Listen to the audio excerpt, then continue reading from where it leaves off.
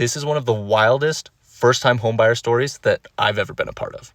To buy this home, we were going to use a VA loan, so it was a $0 down payment, and we negotiated to have the seller pay almost all of the buyer's closing costs. The buyer was only going to need to come up with $1,000 out of pocket to be able to close on the home. But as we got closer to the closing date, it turns out the seller was going to need more time to buy their next home so they could actually get moved out of this home. So because the sellers needed more time and we still wanted to buy the home, we had to come up with a way to allow them to be able to get moved into their home so we could buy this one. So we did what you call a rent back or a lease back. We still wanted to close on our original closing date, but we were going to give the sellers time to move into their next home and rent back the home from the new buyer until they were able to get moved into that next home.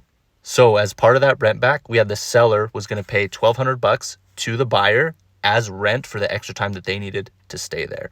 So not only did the buyer only need $1,000 out of pocket originally, they were going to get paid $1,200 by the seller at the closing table. So they ended up netting $200 to be able to buy this home.